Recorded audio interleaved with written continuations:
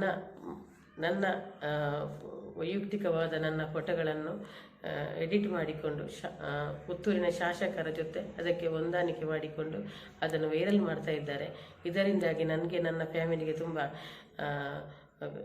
ನೋವು ಉಂಟಾಗಿದೆ. ನಾವು ಒಬ್ಬಳು ಮಹಿಳೆಯಾಗಿ ನನ್ನ ಮೇಲೆ ಈ ರೀತಿ ದೌರ್ಜನ್ಯ ನಡೆಸ್ತಾ ಇದ್ದಾರೆ.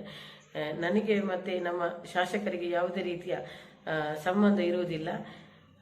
ನಾನು ಅವರನ್ನು ಈ ಹಿಂದೆ ಕೂಡ ಇಲ್ಲಿ ಕೂಡ ಭೇಟಿ ಮಾಡುವಂಥ ಪ್ರಸಂಗ ಯಾವತ್ತೂ ಬರಲಿಲ್ಲ.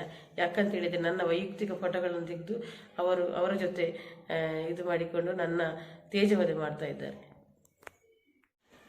ಹಾಗೆ ನನ್ನ ವೈಯಕ್ತಿಕವಾದ ನನ್ನ ಫೋಟೋಗಳನ್ನು ಎಡಿಟ್ ಮಾಡಿಕೊಂಡು ಪುತ್ತೂರಿನ ಶಾಸಕರ ಜೊತೆ ಅದಕ್ಕೆ ಹೊಂದಾಣಿಕೆ ಮಾಡಿಕೊಂಡು ಅದನ್ನು ವೈರಲ್ ಮಾಡ್ತಾ ಇದ್ದಾರೆ.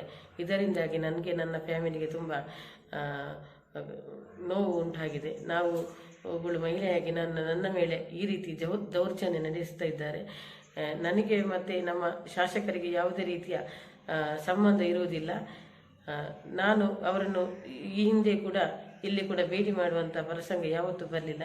ಯಾಕಂತ ಹೇಳಿದರೆ ನನ್ನ ವೈಯಕ್ತಿಕ ಫೋಟೋಗಳನ್ನು ತೆಗೆದು ಅವರ ಜೊತೆ ಇದು ಮಾಡಿಕೊಂಡು ನನ್ನ ತೇಜವಧೆ ಮಾಡ್ತಾ ಇದ್ದಾರೆ.